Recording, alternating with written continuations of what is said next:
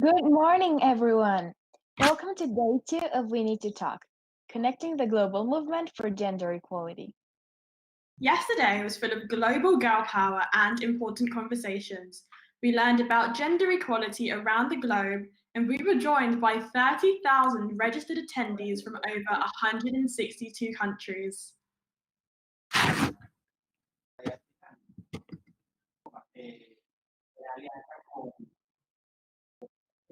We were also reminded of our collective powers by the incredible and inspiring Michelle Obama.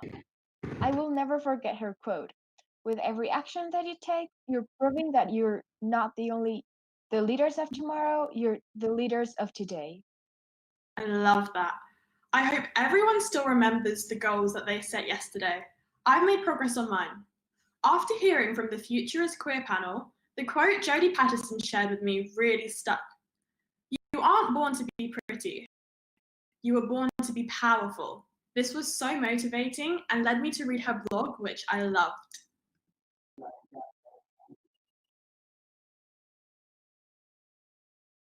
Me too. I met this awesome girl. Her name is Aria, and she wants to include more Asian American women in feminism. She's amazing. I met her just today. Sounds great, Stella. We hope you all have made plans and continue to further your goals. Before we get started, we want to say thank you to the 2020 Gallup leader P&G. I especially loved yesterday's message from Tara Hogan-Charles about activism and advocacy. A thank you also goes out to our summit event sponsors, Always and Whisper, Booz Allen Hamilton, Gallagher, Noble Panacea, and Sadie B. You've helped make our summit our most global ever. A special thank you to Girl Up strategic partners, the Caterpillar Foundation, WWE, Anu Jane, and Kylie Skylar for their ongoing transformational support of Girl Up. Your investments allow us to support our now even larger global community. We'd also like to acknowledge Girl Up corporate partners, the Cotton On Foundation, the Millennium Challenge Corporation, the TE Foundation, Theory, the U.S. Department of State Office of Global Partnership, and the Girl Up Collection by Unidesign. Without your continued support, Girl Up would not be the force that it is today. We have big plans for the future, and we can't wait for you to be a part of them. Now, we are excited to introduce you to one person who knows a thing or two about setting goals and achieving them, Sheryl Sandberg.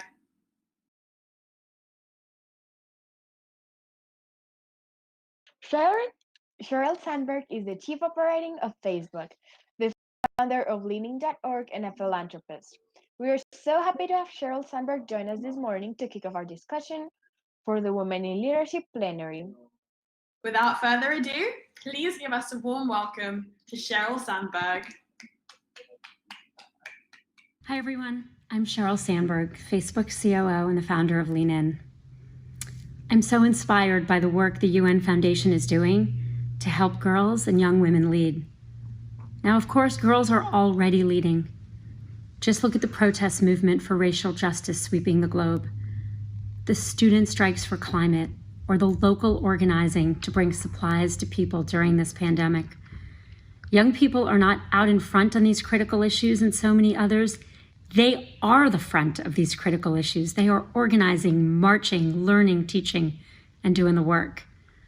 We need you to keep going, to grow your power, to build your skills, and never, ever let fear stand in your way. I wish I could say that we're close to gender equality, but we're not. Out of 193 countries in the world, only 12 are run by women, and only 25% of the people who represent us in parliaments globally are women. Only 7% of Fortune 500 CEOs are women, and 0 are Black women. Critical issues facing girls aren't getting enough attention. Childhood marriage to equal access to education.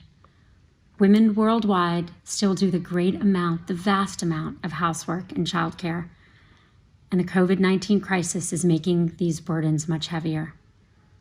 But I know and I truly believe that your generation will be the ones that changes all of these numbers.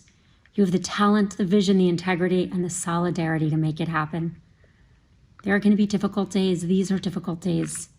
Change will not come easy. But when you feel most discouraged, please remember, people around the world believe in you, are inspired by you, and are cheering you on at every step. I am one of them and always will be. Have an amazing summit, everyone.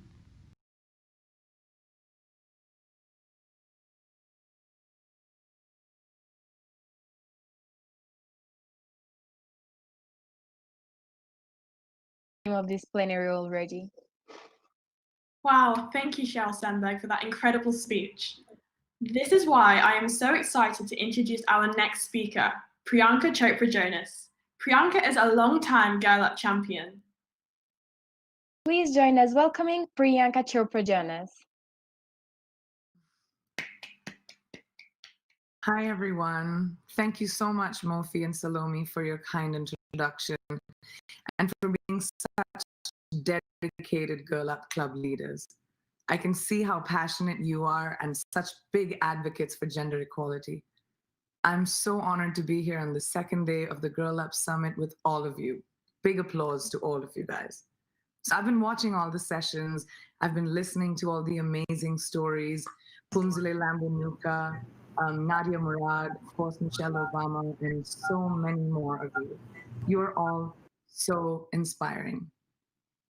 You know, their perspectives also gave me, during challenging times like this, we can still make a tangible difference. And that is what I want to talk to you guys about today. Resilience and leadership in the face of adversity. So the challenges of today don't stop us from achieving our dreams of a better tomorrow.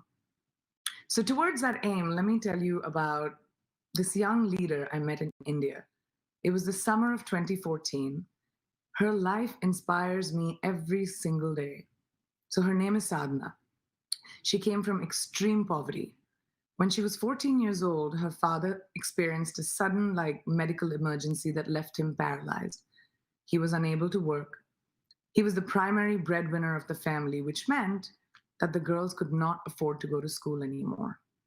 So overnight, their lives were turned upside down. Now, Sadhana could have simply accepted the cards that life dealt to her. But instead, she went to her parents and said, "Let me help." These 3 words, "let me help," were the turning points in her life. To make ends meet, she joined her mother in small tailoring tasks, fixing buttons, repairing ripped seams, holes. But she was so determined to turn her life around that she eventually made enough money to purchase a sewing machine. And within a few years, Sadhana bought more sewing machines. She generated enough income to pay for her father's medical bills. And in addition to that, she taught her younger sisters and other girls in the community tailoring skills, so they too could be financially independent. Eventually, she created a profitable business that enabled her and her sisters to return to school. Okay, you think that's the end of the story, but it's not. She didn't just stop there. She gathered girls from the community together who ran their own small businesses, like making snack packages or crafts to sell, and she created a profitable sanitary napkin enterprise so that each girl had multiple income streams to support themselves and their families. I'll never forget this. When I asked Sadhana, "What motivates you?" I'll still vividly remember her response. She said very gently to me, "I refuse to be another victim of the circumstances into which I was born. I've seen too many girls around me who have no say in their own life. I want to have a say in mine." That, my friends, is leadership. That is the power of investing in yourself. My father used to say to me, "In every change lies an opportunity to reinvent yourself," and that's exactly what Sadhana did. She exemplifies the impact of economic empowerment and the independence that it brings. And that is something my mother instilled in me. Sadhana's story is also proof that by improving our skills, our education, our situations, we can create a better future, not just for ourselves, but for so many people around us. It's a ripple effect, and it starts with us. Look, Here's the good news.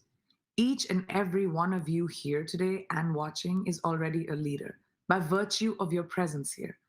You could be doing anything today, but you chose to invest in your peers, in your communities, and most importantly, in yourself. That means you already have the strength to pave your own path. You have the courage to take ownership of your destiny and the drive to make a difference. I admire you so much for recognizing the power of your voice. But the fact that we are here also means we have a responsibility.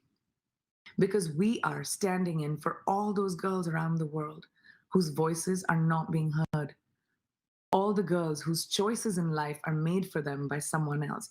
Girls who haven't been given opportunity. And I know it's hard. I grew up in a small town and had really big dreams. Dreams many people told me were unachievable, especially for a girl. But I was blessed to have a family that encouraged me to reach for the stars, that inculcated in me good values and a strong work ethic. They gave me the confidence to believe that I could do anything I set my mind to, irrespective of my gender. They helped me understand that by taking charge of my own future, I could start to have an impact on my broader surroundings, that I could be a soldier for change. You see, it always starts with you. You don't need millions of followers on social media to make a difference. All you need is heart, drive, and commitment. No act is too small. No age is too young. And when we rise up together, amazing things can happen. Just look at Girl Up as an example and what they have been able to accomplish amidst a global pandemic. Schools have closed, but you have stayed laser focused on girls' access to quality education. Societies have polarized, but you've created platforms to bring us together. Economies have been brought to their knees, but you remain steadfast in your pursuit for female economic empowerment. Girl Up Brazil helped pass a legislative bill that reduces the cost of menstrual pads. Girl Up Noor is organizing a virtual sessions for club members to prioritize mental health. Girl Up Boston Coalition held elections during quarantine to ensure that programming continued. You did this. And if you can do all of this during a time of unprecedented uncertainty, there's nothing you can't do. Your potential, our potential, is limitless. I know you're all sitting at home watching this, and that you'll go to bed tonight, look up at the ceiling, and wonder, what can I do? I'll do that too. Here's a start. Let's be louder. Let's demand the change we want to see in the world so that the next generation of girls don't have to fight the same fight as us. The women who came before us fought for our right to vote, to work. Today, we don't even think about it. Now it's our turn to do the same for future girls. And if you need inspiration, remember girl leaders like Sadhna spread all over the world. And I've had the good fortune of meeting so many, like Hasina from Ethiopia, who stood up against becoming a child bride at 12, or Saba in Jordan, who fought for education in refugee camps. These are powerful girls who, against all odds, fought to change and worked proactively to improve their lives and the lives around them. These girls remind us to have perspective, to recognize that even social distancing is a privilege, because people living in extreme poverty and refugees sheltering in makeshift tents, they don't have the luxury of staying 6 feet apart. Realizing that water is a privilege, because 780 million people around the world don't have access to clean water or sanitation. Remembering that even breathing is a privilege, because people around the world are persecuted for no other reason than the color of their skin, their sexual orientation, or their religious beliefs. Even if all you have is a voice, I hope that you use it for all the girls who can't, for all the girls who haven't been given the same opportunities as us in life.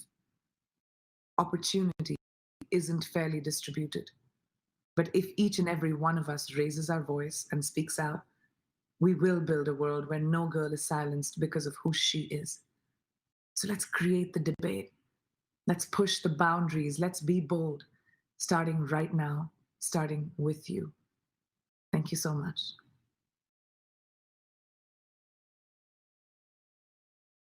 Thank you so much, Priyanka, and thank you for sharing Starmer's story with us.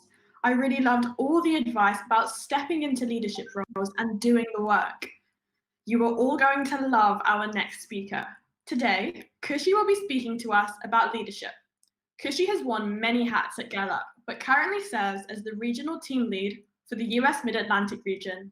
I cannot wait to hear her speak about what it takes to be a phenomenal leader. Please join us in welcoming Kushi. Thank you so much, Mofi and Salome.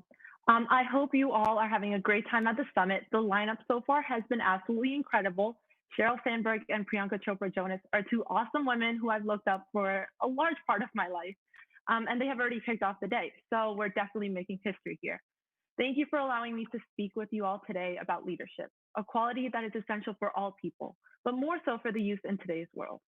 Growing up, to be honest with you, I never thought of myself as a leader. I really didn't. When I was younger, my environment did not really foster a sense or desire of leadership within me since I didn't see many female leaders growing up. But another important factor was me not knowing exactly what a leader was. Was it a position? If I become a manager of something, does that mean I'm now a leader? Do I have to wait my turn to be a leader? I soon realized that being a leader was not something that I would get summoned to do out of nowhere. A leader is someone who brings people together to work towards a common vision. Again, you may see a leader who is the manager of some department, but that does not mean that that manager is a good leader. The difference lies in those who have found how to awaken the leader inside them. So before we kick it off, I'd like all of you that are tuning in to grab a piece of paper and a pen as we explore what a leader is. So once you grab that piece of paper, let's start by drawing a square in the center of that paper. Like, it should look something like this. And this we will say is the body of a leader, and that's your passion. The first step to awakening the leader inside you is to first find out what you are passionate about, because leadership comes with hard work. And if you work hard for something that you're passionate about, then it won't feel like that work is grueling or painstaking, but rather work you want to put in because of the cause. For me, I recognize the immense privilege that I had within my life, be it education, health, or safety, as compared to girls in India and other countries. By identifying what issues I care about and what change I wanted to bring, I was able to find Girl Up and take that first step in my leadership journey. Awesome. Now let's draw a circle on top of that square, and it should look something like this. And that represents the head. What the head provides is knowledge, vision, and a voice. Educate yourself at great lengths to learn as much as you possibly can and build that foundation. And keep in mind that learning is a continuous process. Times change, news comes in, and it is your responsibility to educate yourself on those issues that can have a direct or indirect impact. Then create a vision for what change you want to see. How do you plan on solving that issue? What needs to be done? This vision is what will allow you to engage other people after you use your voice to share that vision with all those around you. Girl Up provided me with the resources that enabled me to educate myself on the issues of girls' access to education and the lack thereof, the limited health and safety provided, and more. It gave me a platform to speak up and share my vision with the rest of my community, while continuously learning from other girls in the girls community. Now, let's draw a line stemming from each side of the square, this, and these are the arms of the leader. This will enable you to reach out and engage the team that you begin to build by showing compassion, open-mindedness, and positivity. A leader is someone who brings the team together to work towards a common vision. And by displaying compassion, you show genuine care for each person on your team. By being open-minded, you are willing to listen to each person on your team and their ideas. And by radiating positivity, you instill a sense of hope in people, which pushes them to give their absolute best on the team. Above all, reach out to others and build your network. One of the strongest assets that you can have to develop yourself professionally as a change maker and activist is to have a vast network of people who can serve as great resources, whether that be for advice or sponsorship for events. Expand your circle and meet new people. In my leadership journey, Girl Up has absolutely changed my life. I have been able to interact and work with the incredible Girl Up staff, absolutely inspiring girls from my teen advisor class, the awesome girls I meet at the Leadership Summit and the Mid-Atlantic region, and the girls from the African continent that I met during the Wi-Fi Malawi session, shout out to them, to senators and representatives in Congress and their staffers. At my university, being a part of various women in business organizations has given me the opportunity to connect with numerous female professionals whose leadership journeys I'm consistently inspired by. As youth, people want to hear our voice and our ideas because we will be leading tomorrow's generation. And by building a vast network, we can have a great support system to guide us in our journey. The last thing we're going to draw, I promise, are two vertical lines from the bottom edge of the square, and it should look something like this. And these are the legs of the leader. By putting all the above into action, you will find your stride as a leader. Do not forget about the fire inside of you when you face any challenges or obstacles. You will face people who will say no or who will make fun of you to your face. Keep running. Know that you will have to leap over those obstacles and roadblocks in your journey, and you will have to take risks. I know what it's like to have people in your environment not support you and mock you for the leader you are becoming, but don't let that stop you at all. My passion and drive for Girl Up and its mission kept that fire ablaze as I fought on and became the person that I am today. I encourage you all to take each step firmly and plant your foot in each step that you take. Do not be deterred by the naysayers, and more importantly, do not be deterred by self-doubt. The second that you stop believing in yourself, that is when the momentum may slow down and the impact may not be as great. Now, what we have here on our paper is a human. And this brings me to my last point, which is that humans are leaders and leaders are human. There is no gender, appearance, or identity that characterizes who can and cannot be a leader. Being a leader comes from within. And as cliche as that may sound, it is very true. A position or title isn't what makes you a leader. A famous saying goes that you should be able to lead from any seat in the orchestra. Being a leader is a personality trait. At the same time, keep in mind that leaders are human. There is a sense of vulnerability and fear that each leader has, which makes them human, and that is okay. I want to end by sharing a quote from Lean In, a book that I look to as my leadership manual, in which Sheryl Sandberg says that leadership is about making others better as a result of your presence and making sure that impact lasts in your absence. Going forward as leaders, be sure to keep that in mind. I want to thank Girl Up for giving me the opportunity to speak with you all today, and I hope that you all stay safe and healthy in the midst of these difficult times that we are facing today. Thank you. Thank you, Kushi. Truly appreciated everything about your girl talk. Next up is a woman who helped us usher in a new era of global activism. 25 years ago at the 4th World Conference of Women in Beijing, China. Her quote from that day has become synonymous with the feminist movement. Human rights are women's rights, and women's rights are human rights. Please help me welcome Hillary Clinton. Hello, Girl Up. I'm honored to be part of your Leadership Summit, and congratulations on your 10th anniversary. Thanks to Salome and Mofi and everyone for that wonderful introduction, for holding this conference virtually by Zoom, and for all you're doing to change the world. I love the theme. We need to talk, connecting the global movement for gender equality. As some of you might know, 25 years ago, women from around the globe gathered in Beijing, China for a conference of our own. It was a chance to share our stories, learn from one another, and strategize, just like you're doing now. And it was at that conference that we came together to say with one voice that women's rights are human rights, and human rights are women's rights once and for all. I've said that for a long time, and all of you are proof. Lifting up women and girls is not only the right thing to do, it's the smart thing to do. And for the last decade, Girl Up change makers have been a force for good change. And now in the midst of this pandemic and a global reckoning around justice and equity, your voices and ideas are more important than ever. Because if we're serious about building a better, stronger, fairer world, we have to be serious about investing in girls. Some of the most inspiring people I've met have been girls and young women who are supporting their communities during this pandemic, who are dismantling systemic racism, confronting climate change, working to end child marriage, helping to give more girls the chance to get an education, expanding opportunities in STEM, supporting immigrants and refugees, pursuing justice for survivors of sexual assault and human trafficking, and yes, so much more. You're not just the leaders of tomorrow, you are the leaders of today.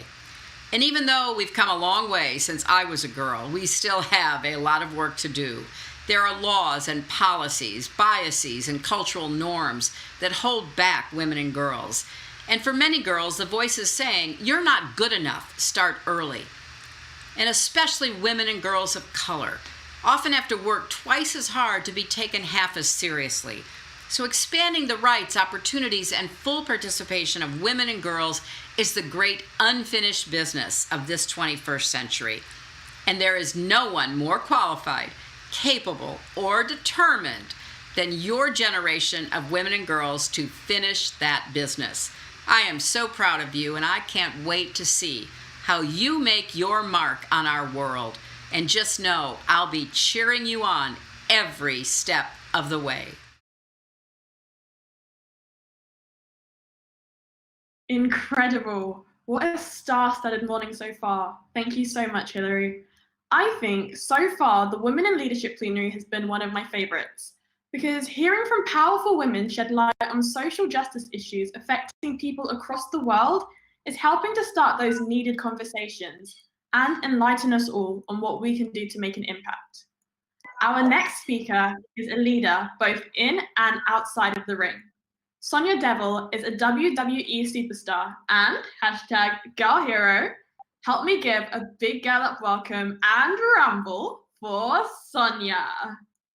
Yay! What's up, guys? So this is something that I've talked about in the past with you guys, and that's gender equality and gender equality in sports. And I think it's important to realize that I think we're all one team. We're all fighting for the same thing. When girls rise, I think that we all rise on this topic. And that being said, I am very excited to announce that WWE is giving to Girl Up's new scholarship program that's designed literally to help young activists like us pursue sport as part of our education in 2020, so that we can continue to make a difference on and off the field.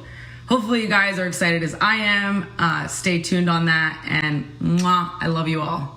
Girl Up is committed to bridging the gender gap and breaking down barriers everywhere they exist. Supported by partners and donors, Girl Up's new scholarship program honors young leaders' unwavering commitment to making the world a better place for every girl everywhere. In its first year, the program will support 20 Girl Up members as they pursue higher education. To apply, visit girlup.org/scholarship.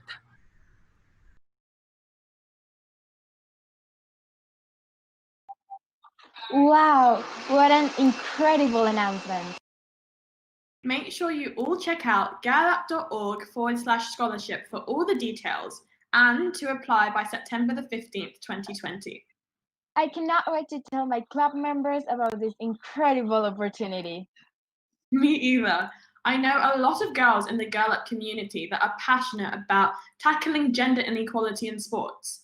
This scholarship opportunity is really inspiring and empowering for Girl Up leaders like us to go out and break down gender barriers in sports in our communities.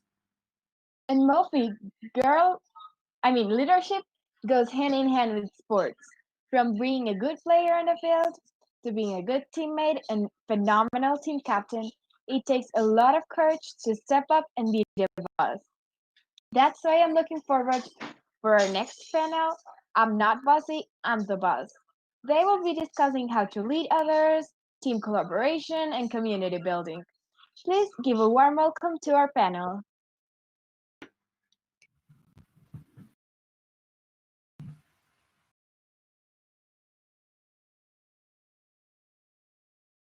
Hello, everyone, and welcome to the I'm Not Bossy, I'm the Boss panel. So excited to be with you all today for another day of inspiration, powerful speakers, and exciting programming. This panel focuses on exploring how gender gaps look for women across industries and varying identities, and what we can collectively leadership roles.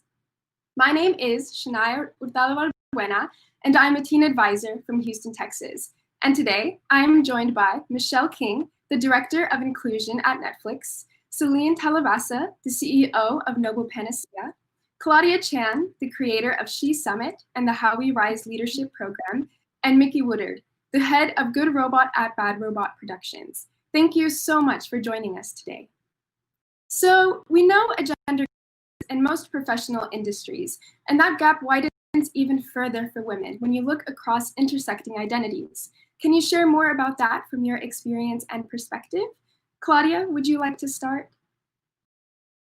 Sure, yeah. So I guess there is the perspective of, I mean, especially right now today, what's happening with Black Lives Matter, which is the first thing that sort of comes to mind in all of this. I mean, we're all aware of the massive global gender equality gaps that exist in workplaces, in communities, and across the world, first world, third world. But I know for me personally, it's been definitely a very emotional period, because not only I think as women and in our work in doing gender equality work is that there's like, you want to champion Black Lives Matter and really be thoughtful about how we're showing up to support that as a fellow woman of color, as an Asian American. But also I've also been reflecting on a lot on what it means to be an Asian American woman in all of this.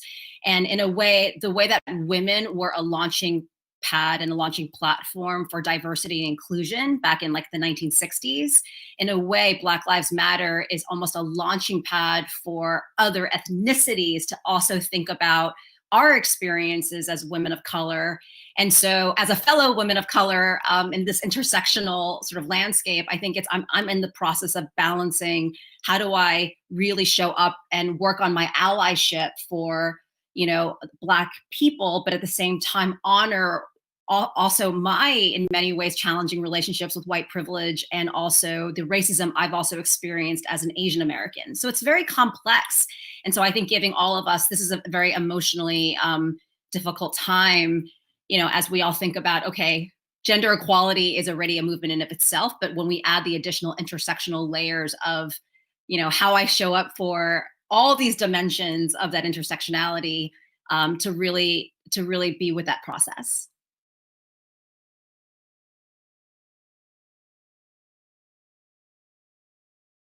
I think we might have lost Shania. Did we lose Shania? I think we did. I'm happy to jump in and share some thoughts. I don't know, Mickey, did you want to say anything, or Celine, just before I do?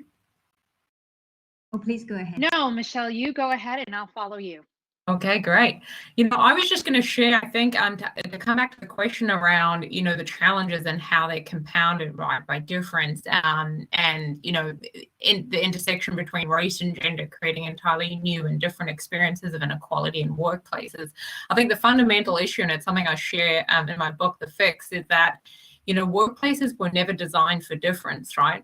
So if you look at the history of workplaces and how inequality actually works in organizations, they were designed to support sort of an outdated ideal standard, which is the white male standard, something I call the Don Draper standard, if any of you have watched Mad Men, right? It's this 1960s ideal of what good looks like when it comes to leadership. And the problem is the more you sort of differ from that standard, whether it's your race, gender, ethnicity, sexual orientation, or even in terms of how you behave, right? In terms of being assertive, dominant, aggressive, which tends to be associated with Don Draper, it's much more challenging for you to advance at work because you differ from the standard of what good looks like. And so that's really the problem we have to solve. We've got to sort of shift this idea of what leadership, of what power, of what good looks like, and really try and create organizations that are much more based in terms of values rather than in terms of some outdated standard that actually it doesn't serve women and all women for that matter, but it also doesn't serve men. And so that's something we don't really talk about enough, I think, in terms of the challenges that this outdated ideal we're clinging on to creates for men, both in terms of behaviors and in terms of some of those sort of physical demographic attributes. That's so great. And it's so true how, leadership is so important, and it's so important to recognize our identities and include that within when we are leading and guiding others. Would anyone else like to chime in? I will, and just say that I agree with what both Claudia and Michelle said, and thank you for sharing those thoughts. I think, you have to be very, very intentional. They are absolutely right that corporate America was not built for most of us. And so to break those barriers and to be women that have the opportunity to invite other women in, we have to be very deliberate about using our platform and using our time to create space. I know at Bad Robot, we have something called the Bad Robot Rule, and we have to recruit in alignment with the US population. And that means that 50% of the women, of the people that we see for any role are women. And that means now that we have 63% of our company, our department heads are women. And so you have to put a line in the sand and not back away from it, because it gets hard, especially when you get to the intersectional part of our identities. But you can do it, and we can do it if we strive to do it together. Beautifully said, Mickey. Thank you so much. And now we'll go on to the next question.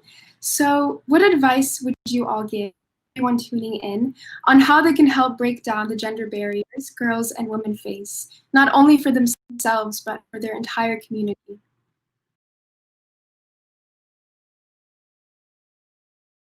Celine, do you want to chime in?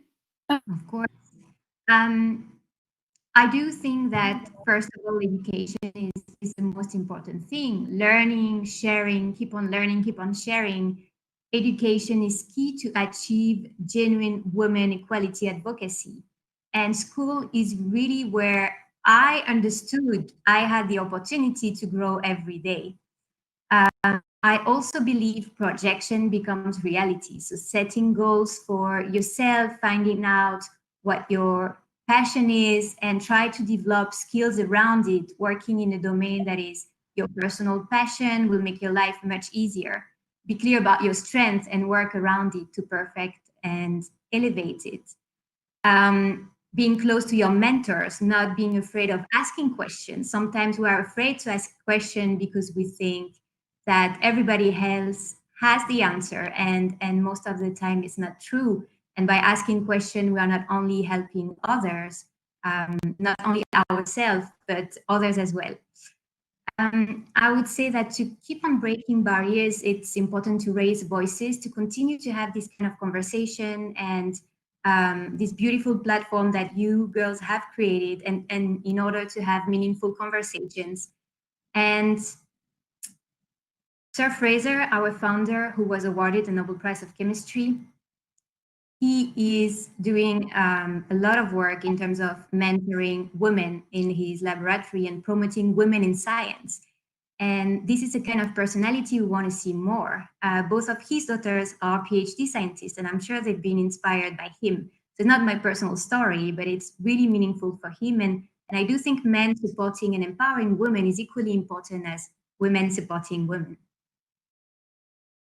And I'll chime in too on that breaking barriers question. And I learned this over the years, which is, and I just turned 45. So marking hopefully the halfway life, second half of life period. But is that, so I keep on saying, what would I tell my younger self as I, join this amazing Girl Up community, is that the greatest barrier that you will face actually in life, I believe, is actually the one in the mind. It's actually internal, and especially for women, and as social media and as, there's just so much access now to information, the comparison, the imposter syndrome, that really you will become the sum of your thoughts, and your thoughts and what you believe about yourself will determine who you become. And so the greatest barrier to win is actually, as whether you're 13, 15, 25 years old, is to actually start having a strategy for that internal leadership. And when you are rooted and you have that foundation, you really will be able to move through and move around any external obstacle. And remember, the higher your dreams are and visions are, and whether it's like closing the gender equality gap, it's your own leadership for yourself, for your family, for your community. The greater the vision, the bigger the goals, the more friction there's going to be, right? There's going to be more challenges. So also reframing that obstacles are opportunities. And every time you feel fear, every time you feel scared, every time you feel exhausted and you're about to give up, is see that as something, as an obstacle, as an opportunity to build you, to grow you, and start developing that internal mindset. And even through this conference, every nugget that resonates with you is a tool that you can continue to go back to and use.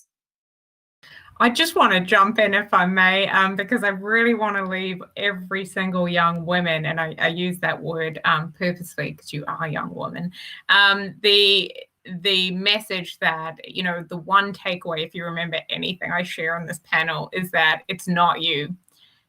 It's your workplace. And so as you enter your career, as you enter life, it's really important, building on what Claudia said, and even Celine and Nikki, it's really important to carry that with you. And I think, you know, from my perspective, the greatest barrier you'll face is actually recognizing that and understanding that, you know, because workplaces weren't designed for difference, you know, you could do everything right and still not succeed, because there are inherent systematic barriers that, you know, prevent women from advancing. And it gets that much harder as you add in and layer in difference. And so the goal is to really know what those barriers are. You know, one of the biggest challenges we have right now is a lot of leaders are in denial. They don't know what the barriers are.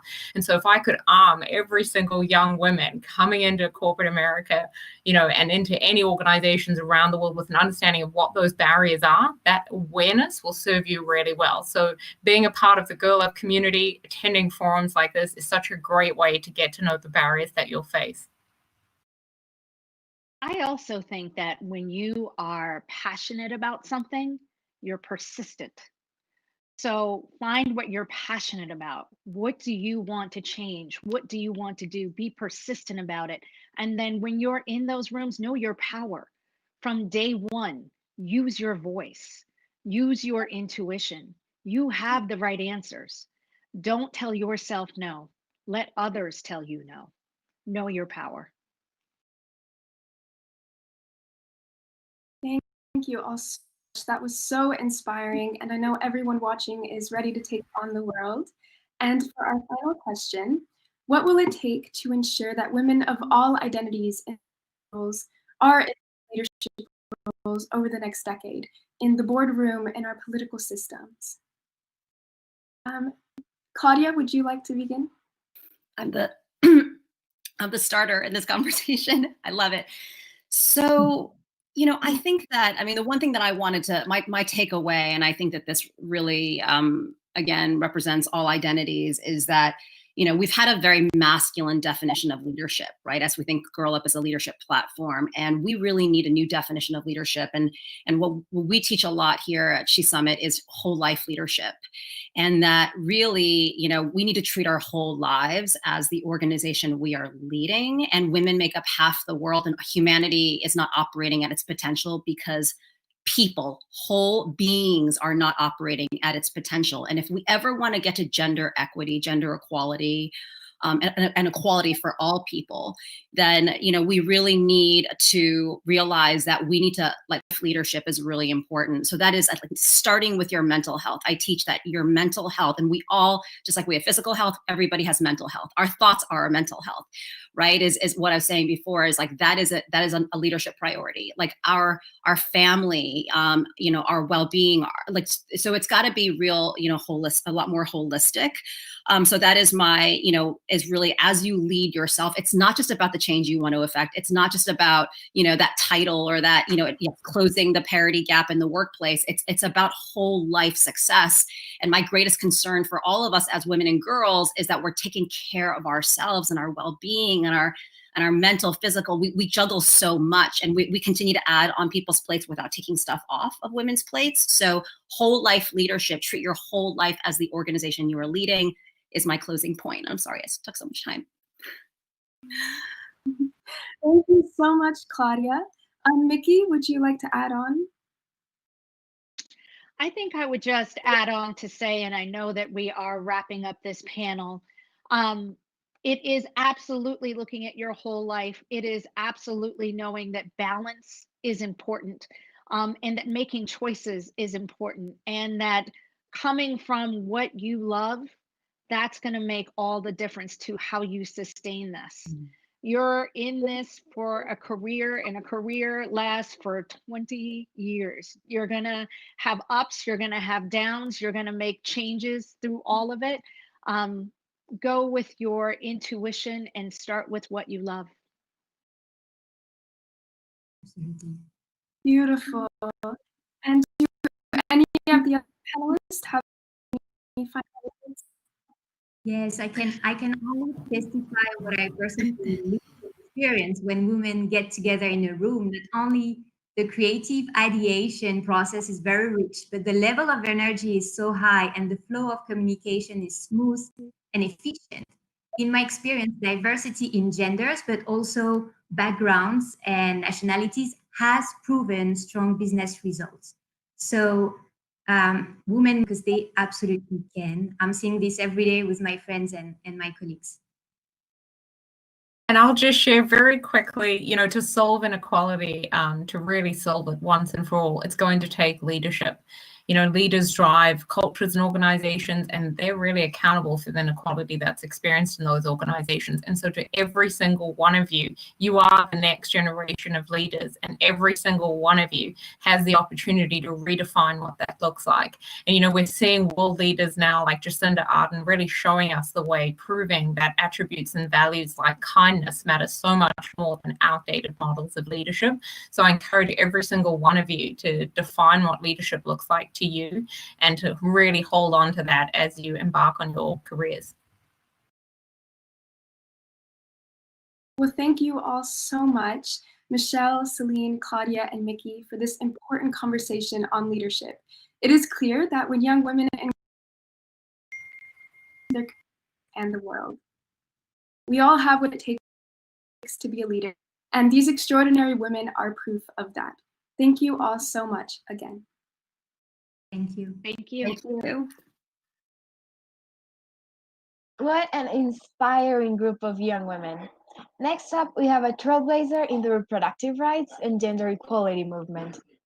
Joining Cecile will be Lola and Mary Julia, who have both done work in their own communities towards ending period poverty, for a conversation about building movements and advocacy. Put your hands together for Cecile, Lola, and Mary Julia.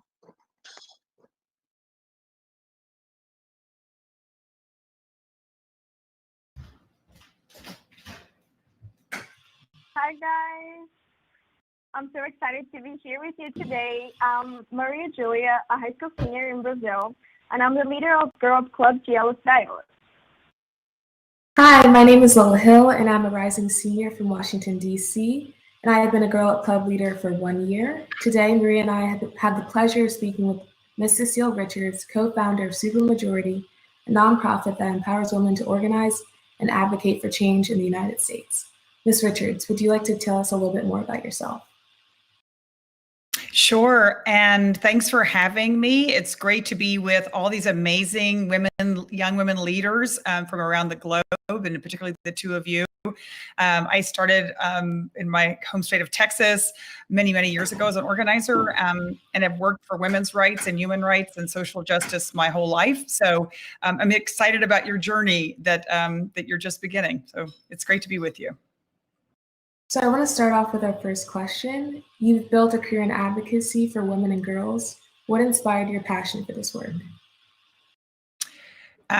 Well, mainly it's been meeting young women all the time that are doing extraordinary things like the two of you. And I was actually thinking before this call about a young woman I met when I was at Planned Parenthood named Lindsay Swisher, and she was in Kalamazoo, Michigan.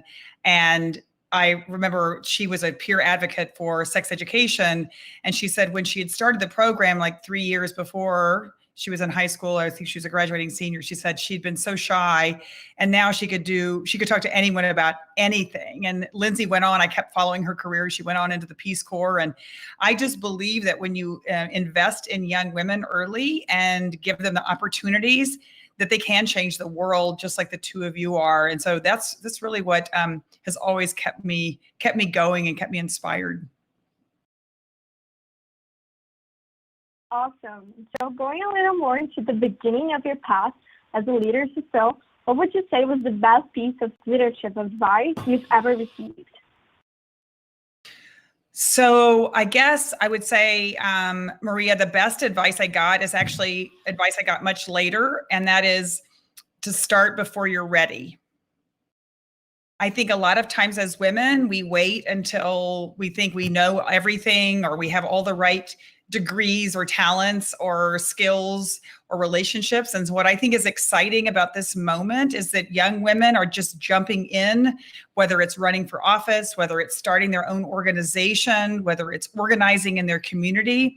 So that's my advice is don't wait till you're ready, just start now. Thank you for that. And a big part of creating change is teamwork. So what is the best advice you have for someone building a strong team?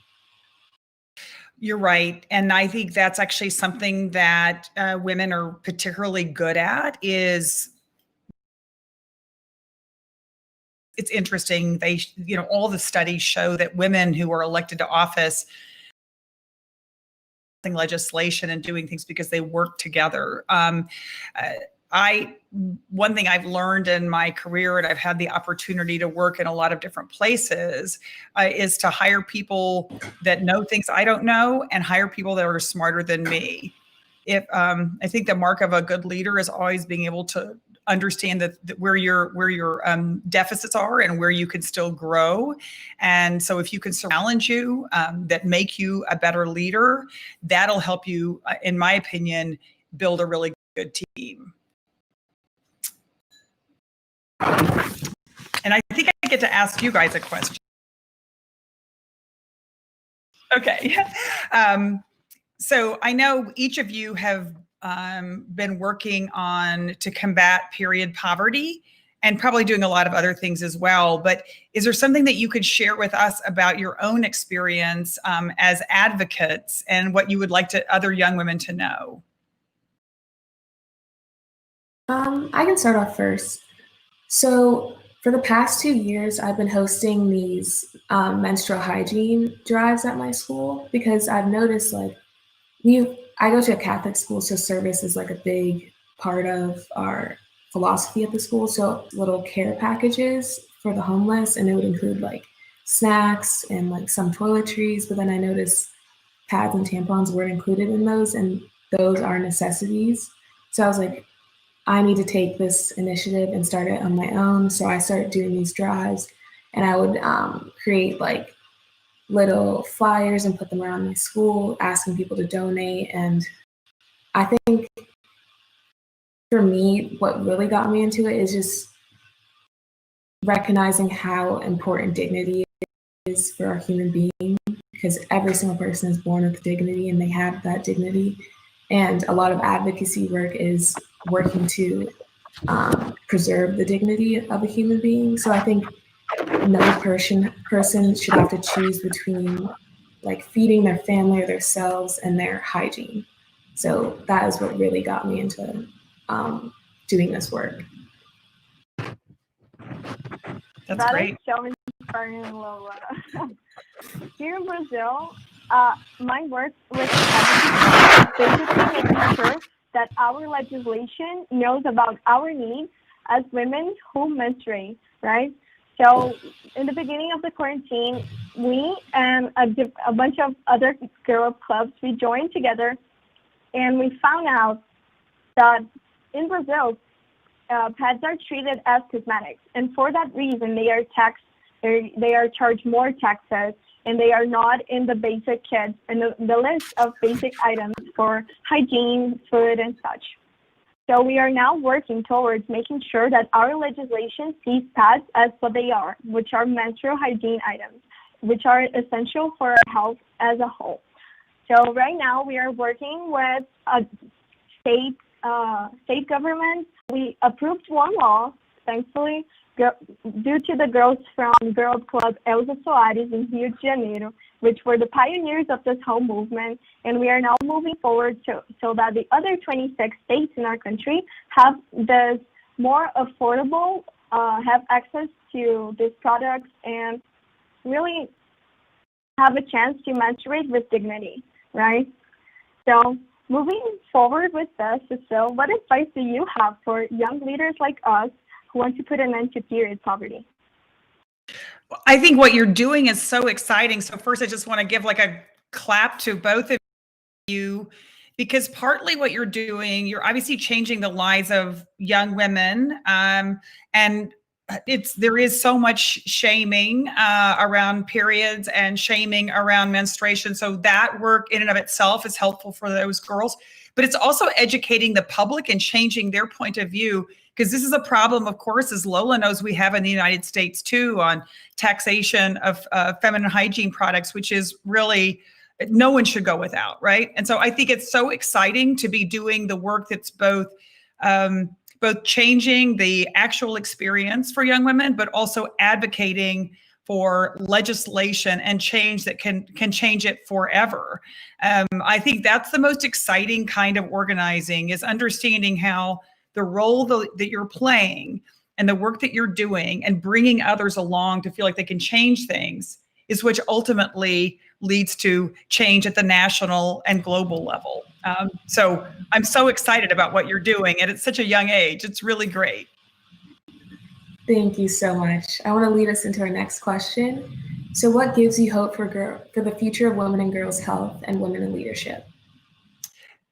The two of you are just a perfect example. And, it's interesting. We're seeing in the United States now a activism among young women like we've never seen in my lifetime. First, it was started with some of the women's marches, the marches on reforming gun laws in the United States, around climate change, around immigration, and now, of course, the important movement for Black lives that has really just taken hold all across the country. The exciting thing, the inspiring thing, is that young women and young women of color are leading these movements everywhere. And what would be so awesome is if young women that around the globe can begin to connect together, we can change not just what happens this year, but what happens in this next century. Thank you so much, Cecile, for being with us. And I think for time's sake, we're going to start wrapping it up. But I just think it is so important for other girls out there to look at us like examples, right? And talk. Get your voice out there. Everyone needs to hear what you have to say. Your ideas are very important. And please don't restrain yourself because you think you're not ready yet, right? Like Cecile said, start before you're ready and go on and fight for what you believe. I definitely know that everyone out there watching this is inspired to take action in their communities from hearing your words. Yeah. Well, thank you, Lola. Thank you, Maria. Thanks for what you're doing. And we'll see you on the journey. Thank you so much. Thank you so much.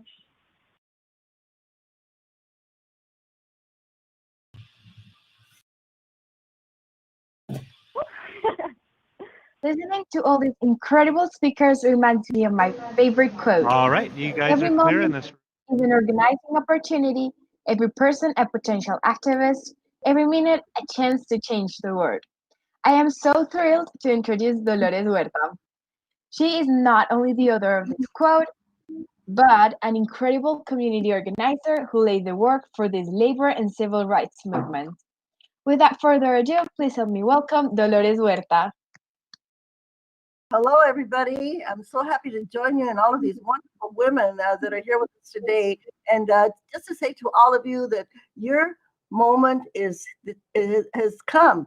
This is your moment. When we look around and we see all of the amazing women that are in leadership in the United States and throughout the world, and we know that this is the way that we're going to be able to save our world, to save our planet. And I like to quote Coretta Scott King. Coretta Scott King, Dr. Martin Luther King's wife, widow, she said this, we will never have peace in the world until women take power. We will never have peace in the world until women take power. And when we think, why is that true? Because we know that we as women are more compassionate, that we care. We know when it comes to wars, we don't want to see our brothers killed, our sons killed, our husbands. We want peace. And what is it about women that is different? Because we as women are more compassionate, we really care, and we don't really think the same way that men do. We don't want to think of dominating other people. We want to think of caring, of support. of trying to help somebody else. So these are women's values. These are feminist values. And these are the values that we have to bring to our world so that we do not have a world that is dominated by money, by profits. And so we can think that the resources of our world need to be shared with everybody. It is not right that we have people that are super rich and yet we have people that are very, very poor. And we know that this can change. If we bring feminist values, the values of sharing, of compassion, yeah, we can make this happen. We can really change it. And so all of you who are current day leaders, as was said earlier by Hillary Clinton, because you are the leaders of today, yes, definitely. And think about, what do you have to do in order to really strengthen your leadership? And one of the things I just want to say to all of you is just remember this: have faith in yourselves. And when people stand in your way and they tell you, oh, that project you have is too ambitious, there's no way that you can do that, just think, I'm not going to let anybody stand in my way. What I am doing for the good of the world, for the good of humanity, for the good of women in particular. And so always have faith in yourself and have faith in other people as you go forward. This is a long journey. The journey for justice is a long journey. And the thing about this journey, though, that we're on, as we go on this journey, we are always learning. And sometimes things just don't go the way that we want them to go, but that's okay. Just remember this: the biggest lessons that we learn are from our mistakes. The other thing too is always remember to have somebody join you, have somebody to share the journey with you. So whatever you learn, share it so that you can empower others and they can join the journey with you. Yeah, we can't do this by ourselves. We will always have to get somebody out there to be able to help us. And yes, we have to always remember that. Now, and we think, well, how am I going to get all the resources I need? Where am I going to get the power that I need to do this? Just remember this: the power is in your person. You have that power. And I love to do a shout out. And if I ask you who's got the power, I want you to say, we've got the power. What kind of power? We've got feminist power. We've got women power. Yes, this is all that we need to lead and never be afraid. Have that courage. But remember, always organize somebody else to come along that path with you. One other thing I want to share with you is that someone asked the Dalai Lama once, will we ever have peace in the world? And the Dalai Lama said, yes. And someone said, how can that be? And he said, guess what? The internet, because we know we have devices at our disposal that we can get all of the information that we need. And remember this: when we are leading, when we are creating peace and justice, social justice, when we're ending racism, sexism, homophobia, we have to fight for our immigrants all over that country and come to that day when, yes, we will have no borders and everybody will be free. And all together we can say, we can do it. We can make it happen. Yes, we can. In Spanish, that's sí se puede. Yes, we can. Muchas gracias. Thank you very much. Have a very great summer. Thank you.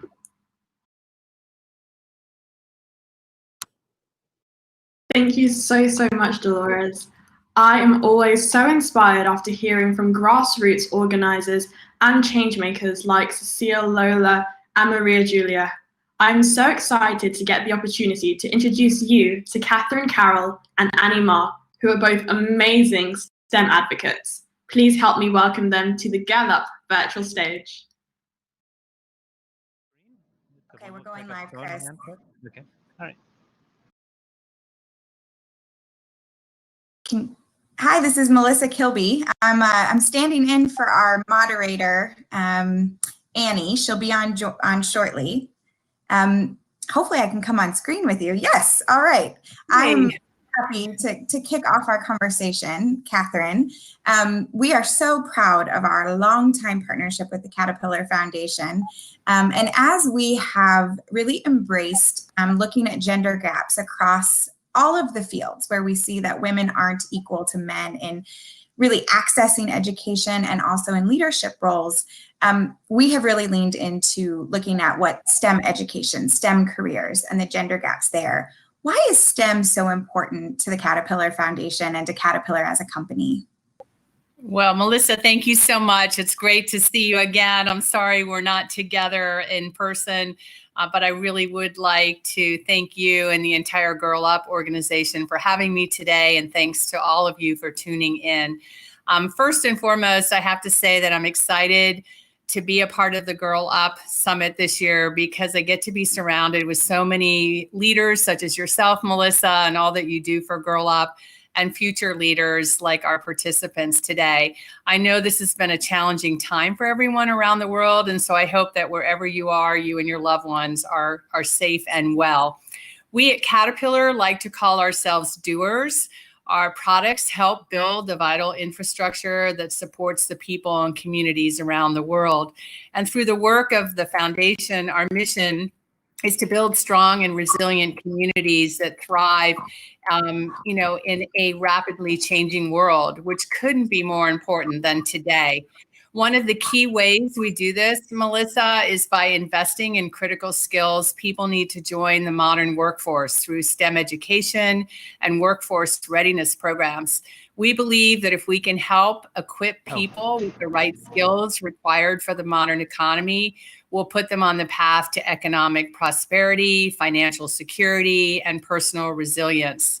To us, this is particularly important in underserved groups and communities around the world, which is why in December of 2019, after over 10 years of partnering together, we teamed up with Girl Up on launching a number of STEM for social good programs and YSI camps across the US, Morocco, Indonesia, and Panama to give girls access to the training, education, and tools needed to support their career development. In fact, tomorrow, Melissa and Annie and I were chatting earlier, one of our engineers, Karen Schultz, will participate in a STEM Day of Action panel where she'll talk about her journey in STEM and how manufacturing and engineering can help create STEP for local social goods solutions. So make sure you tune in to learn more tomorrow. Thank you so much, Katherine. And I'm actually going to turn over my my microphone and my place on the stage. Annie Ma, who is one of our incredible Girl Up leaders and also a rising scientist, is going to take over the conversation from here. But we're so grateful for all of your partnership and support. I'm glad I could join you for a minute. Hello. Thanks, Melissa. Great to see you. Hi, Annie. Welcome back. Hi. Sorry, I had some audio issues earlier, but hello, welcome everyone else. My name is Annie. I'm an incoming freshman student at Stanford University, and I created the Girls International 3-Minute Science Competition. It is a virtual competition, and we are now open for submissions. So we invite you all to participate by creating and submitting a 3-minute video speech about any scientific discovery or topic of your choice. So if you'd like to learn more, go to www.girls3minutescience.org. We at the competition can't wait for you to join us and hundreds of girls in an inspiring, lighthearted, and unforgettable competition experience. So that's enough of my little shout out. Today, I'm super excited to talk to Katherine and Carroll, even though I had some audio issues before. So why don't we pick up where we left off? Well, great. That sounds great, Annie. And I just want everyone to notice, we didn't plan this, but we're both wearing our Caterpillar yellow. So it's a Caterpillar day. So great, Annie, to talk with you. Okay. So I think that as we think about the future, we can all agree that this has been a difficult year for us for many reasons. So as a woman executive in corporate America, could you share some examples of positive leadership that you've witnessed over the past few months? Sure. Well, you were right, Annie. The last couple of months have been incredibly challenging for all of us all over the world. From the global health pandemic to the racial injustices and protests, we've seen a lot of people hurting and being left behind. We've also seen companies take a stand and supporting progress in different ways, from providing critical supplies, growing awareness, donating resources, and working to be part of the solution. At Caterpillar, both our organization and our global employee base mobilize to support critical work on the ground, battling the health pandemic, as well as take a stand against the racial injustices. Our foundation pledged $10 million to support nonprofit organizations who are working to prevent, detect, and respond to the pandemic around the world, as well as to organizations who enable online STEM and coding education for youth impacted by school closures. Through our U.S. matching gifts programs, we matched $2.5 million in donation, thanks to our employees and retirees' generosity, supporting over 500 NGOs across 43 states in the United States. And as part of our ongoing commitment to help fight racism and social injustice, we donated $1 million to two organizations, the NAACP Legal Defense Fund and the Equal Justice Initiative. As Martin Luther King said, the time is always right to do what is right. And I've been proud to see Caterpillar put those words to action during these unprecedented times. Yeah, I think that this kind of support to the community is especially important when people are facing these struggles they never thought they would face before. And I'm really glad to see that Caterpillar is doing a lot of meaningful work in that area. Thank you. So, yeah, so in closing, I think that for so many of us that are still in high school or just graduating, like I am, the future may be certain. So what is one piece of advice you can share with us? The past few months have shown through big moments and small that the world can come together and work together to address major issues and find real solutions. One of the most incredible movements the world has witnessed this year is seeing committed and passionate youth, such as you, all respond with positivity, resolve, and action. You're learning at the earliest days of your professional development the most important quality that a leader can have, adaptability. While this may seem difficult, I promise you, you already have a great start. This is the time to think about what you stand for. What are your values as a leader? And what can you take away from this experience and apply to your future careers and the life choices you will make? The truth is that no one organization or individual has ever been able to do this alone. And we will need all different types of leadership. Your generation has the opportunity to be remembered as the one that rose to the challenge and led us with all your passion, your dedication, your bravery, and as a result, helped us transform and shape our future history together. Annie, I wish you the best of luck in your amazing work for the Girls International Foundation, and to the thousands of you participating in this summit who are working on those things that are most passionate to you. You are our future. So thank you so much. Yeah, thank you so much for sharing your words with us today. I think that many of us who are people who are passionate about STEM and looking to explore future industries can really benefit from hearing that advice you've offered today. Thank you very much. Well, thank you. It's a pleasure, and I hope to see everybody in person next year. All right. Thank you, everyone. WWE is incredibly proud to partner with Girl Up, and we're creating and developing a program together called... Before Title IX was passed, very few women and girls had access to sports. 45 years later, so many more women and girls have access to sports. I think if I had someone to really encourage me that girls can be successful in sports, I would have continued in middle school. I hope what they take away is that you can be anything in this world you want to be.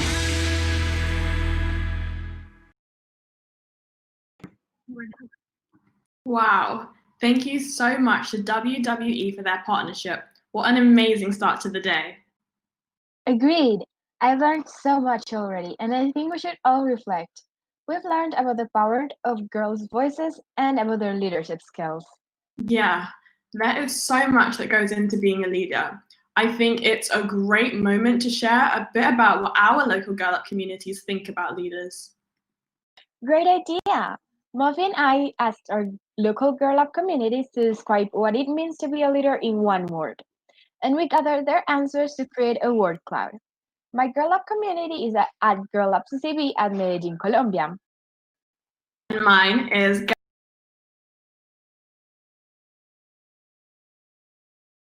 answers on the count of 3. Ready? Okay. 1, 2, 3. Wow, we are such the artists, aren't we? I know. If we look closely, at the top, we have being empathetic. Sally, what's on yours? Inspire and teamwork. Those are the biggest words. We've got confident, trustworthy, humble, so important? Yeah, we've got growth, empower, community. Community is super important. I think my favorite and most important would be someone who is inclusive. There is no I in leader. You must involve everyone, and that is one of the biggest roles of being a leader. Yeah, that's completely true. Being able to summarize what a leader is in just a few words will help us get to the core of what a leader is. For sure. What does being a leader mean to you? To me, being a leader is listening to everyone, focusing on the solutions, not on the problems, and always being willing to help. Muffy, what do you think the words say about your growth as a leader? Ooh. I think being a leader doesn't mean that you are perfect or you have to be perfect. And every one of these words aid that failing and overcoming challenges are a massive part of being a leader. It is those things that make you stronger and help you to grow. So, Salo, what are your goals as you continue to be a leader? My goals are to be able to grow as a person and to improve my leadership skills in a way that I can really understand the struggles of everyone and that we're all different. Perfect, and I'm sure you will accomplish them. With that, it is an absolute honor to introduce our next speaker, a lifelong advocate for gender equality. Please help me welcome the Duchess of Sussex, Meghan Markle, to the stage. It's such a joy to speak to you today, to young women around the world who aren't just poised to change the world, but who've already begun changing the world. Last month, I had a chance to speak to the 2020 class in my high school alma mater, which is an all-girls school in Los Angeles. And I said that they shouldn't see their graduation as an ending, but rather as a beginning. The beginning of a journey where they can now harness their work, their values, and the skills, all the skills that they've learned, to rebuild the world around them. Now, many of you have already spent years embodying and, yes, even enacting the change you'd like to see in the world. Yet the opportunity that lies ahead for you is the same one that those graduates and millions of young women around the world have as well. I want to share something with you. It's that those in the halls and corridors and places of power, from lawmakers to world leaders to executives, all of those people, they depend on you more than you will ever depend on them. And they know this. They know that all of you at a younger age than any modern comparison are setting the tone for an equitable humanity, not figuratively, literally. This is a humanity that desperately needs you. To push it, to push us forcefully in a more inclusive, more just, and more empathetic direction, and to not only frame the debate, but to be in charge of the debate. On racial justice, on gender, climate change, mental health and well-being, on civic engagement, on public service, on so much more. That's the work that you are already out there doing. Girl Up members are organizing Black Lives Matter protests around the world. You're creating films. You're creating films to encourage your peers to become activist leaders. You are reforming the criminal justice system. We need more mental health resources for all ages. You're leading coalitions to end gun violence. You are standing up and demanding to be heard, yes, but you are also demanding to own the conversation. Another thing about those lawmakers and leaders and executives I mentioned earlier. Now, many of them, better or worse, they don't listen until they have to, because the status quo is easy to excuse and it's hard to break. But it will pull tightest right before snapping. Women have always historically gotten a lot of, well, that isn't how it's done, or yeah, that's an idea, but you know what, we're going to do this instead. But when do we hear that as women? We hear that in the moments that we challenge the norms. So if that's the case, I say to you, keep challenging, keep pushing, Make them a little uncomfortable, because it's only in that discomfort that we actually create the conditions to reimagine our standards, our policies, and our leadership, to move towards real representation and meaningful influence over the structures of decision-making and power. Despite what some might say, this reimagining, it's not a zero-sum game where one side wins and one side loses. Not at all. It is mutually beneficial and better for everyone. Because of that path to get us there will take all of us. It will take girls and women. It will take men and boys. It will take those that are Black and those that are white, collectively tackling the inequities and structural problems that we know exist. I believe we are on the precipice of transformation. We can accelerate the pace of change, and you know what? We don't have to be satisfied with the current speed of progress. What's more, I think that it's really important to acknowledge the paradox of how this progress is both aided and impaired by our digital space. Your generation is often referred to as the digital natives, and you understand that our online world has the power to affirm and support as much as it does to harm. But we're not meant to be breaking each other down. We are meant to be building each other up. So use your voices, both on and offline, to do just that. Build each other up, support each other. There will always be negative voices. And sometimes those voices can appear to be outsized, and sometimes they can appear to be painfully loud, but you can and will use your own voice to drown out that noise. Because that's what it is. It is just noise. But your voices are those of truth and hope, and your voices can and should be much louder. I know that you've already done people's lives better. The moment we're living through right now asks all of us to do more. It's a moment where your voices and your action have never been more urgently needed. And we can take inspiration from women like Prime Minister Jacinda Arden, who brought New Zealand together to swiftly and boldly tackle COVID-19. Or there's Maya Moore, the WNBA star who sat out for professional basketball since 2019 to free a man who served 20 years in prison for a crime he did not commit. And those are just two examples. As you well know, there are so many others. Believing in true equality is not enough. It's going to take more than belief. We have to work for it every day, even when it's hard. Even when it makes others feel uneasy, we have to speak up for ourselves, and we have to speak out for others who struggle to be heard. Like them, I know all of you will use your voices courageously. And I also know that all of you will use your voices compassionately.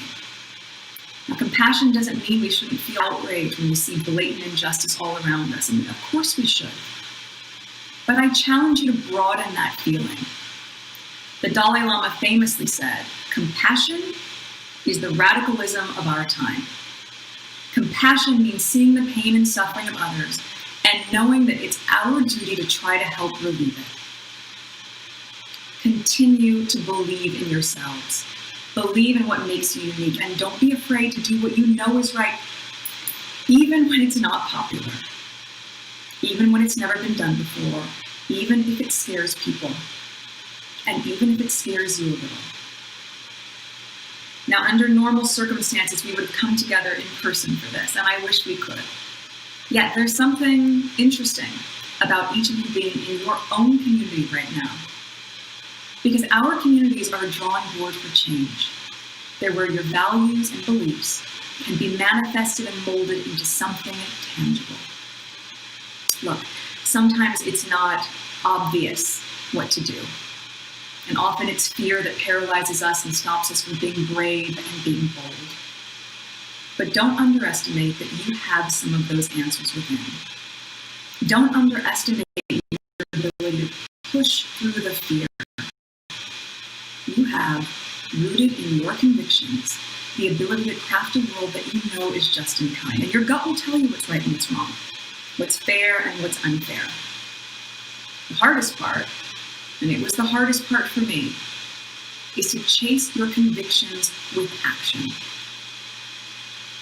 You look at the breadth of the issues we're facing right now, it is easy to get overwhelmed. I understand. So be where you are. The growth and the change that you're pursuing might not feel like anything day to day. But when you look back, I promise, you will see that it all adds up.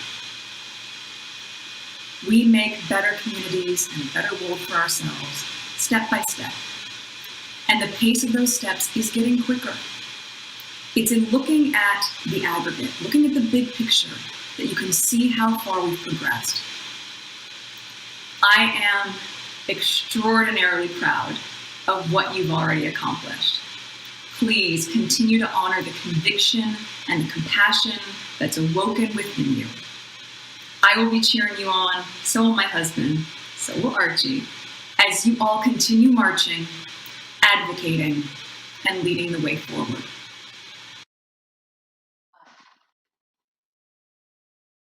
Thank you so much, Megan, for that empowering speech. Just like she said, we are not supposed to break each other down, but lift each other up. I love how encouraging she was. We have to speak up and use our voices compassionately.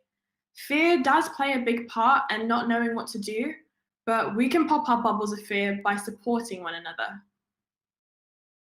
Same here, Muffy. I loved everything she said. She's amazing. I just love her.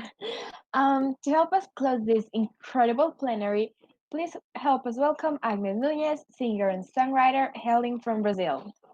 Just a note, Agnes will be speaking in Portuguese shortly at the beginning of her performance. If you want to hear the English translation, you should turn on the Portuguese interpretation channel by clicking the globe icon at the bottom of your screen.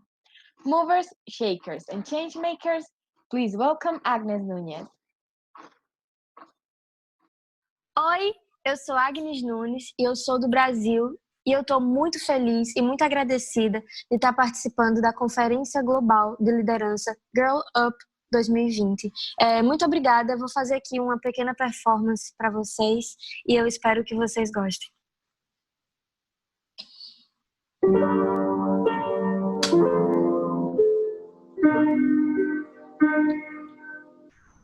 Triste, louco, mar, será qualificada ela quem recusar seguir receita tal, a receita cultural do marido da família, cuida da rotina. Só mesmo rejeitar bem conhecida receita. Quem não sem dores aceita que tudo deve mudar, que o homem não te define, sua casa não te define, sua carne não te define, você é seu próprio lar. Um homem não te define, sua casa não te define, sua carne não te define, você é seu próprio lar. Ela desatinou, desatou, nós vai viver só. Ela desatinou, desatou, nós vai viver só. Eu não me vejo na palavra fêmea, alvo de caça, com forma da vítima. Prefiro queimar um mapa traçar de novo a estrada, ver cores nas cinzas, e a vida é reinventar que o homem não me define, minha casa não me define, minha carne não me define, eu sou meu próprio lar.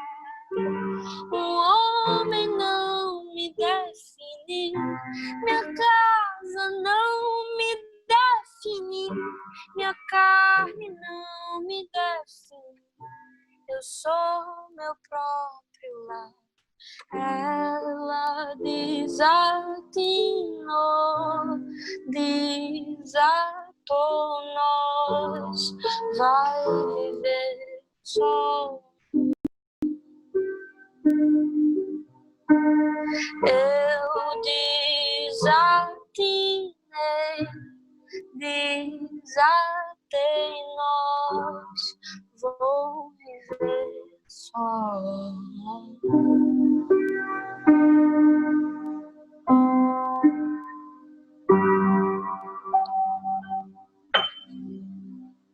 Essa música se chama Triste, Louca ou Má, de Francisco Lombre, e tem um valor muito significante para toda a comunidade feminista. E agora eu vou cantar uma música que se chama Falling, de Alicia Keys. Eu acho que a Alicia é uma força que hoje nos representa muito bem, e eu me sinto muito, muito bem representada por ela, então eu vou cantar aqui Falling para vocês, um pouco, um pedacinho de nada.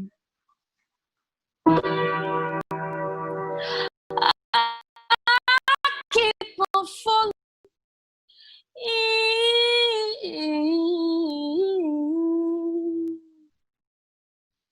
It out loud with you. Sometimes I love you, sometimes you make me blue. Sometimes I feel good, at times I feel used. Loving you, darling, makes me so confused. I keep on fading out of love with you. I never love someone the way I love you. I keep on falling.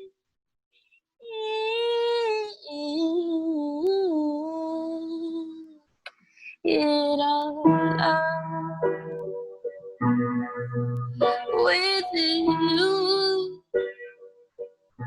Sometimes I love you, sometimes you make me blue. Sometimes feel good, at times I feel used. Loving you, darling, makes me so confused. I keep on falling in and out of love with you. I never love someone the way I love you.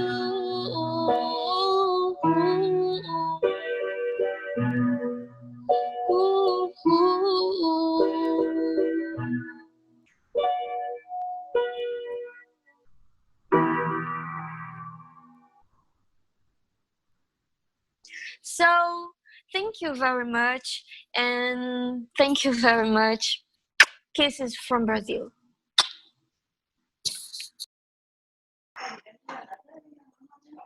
Amazing.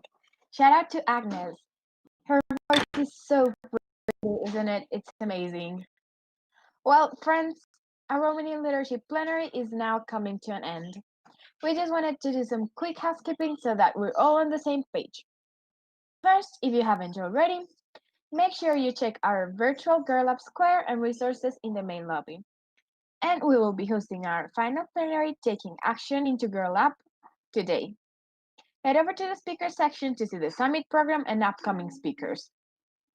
Tomorrow is our Girl Up Day of Action, where we will do a deeper dive into Girl Up action areas of advocacy, storytelling, organizing, and fundraising, along with STEM for social good. You should have received an email last week regarding the day of action that you have been selected. Due to limited space assignments were made on a first-come, first-served basis, if you missed out, you can join the Gallup 101 Day of Action by logging in tomorrow. We can assure you each day of action will be an amazing experience. For sure. Make sure you check your email to get the links that you will need to access the day of action that you signed up for.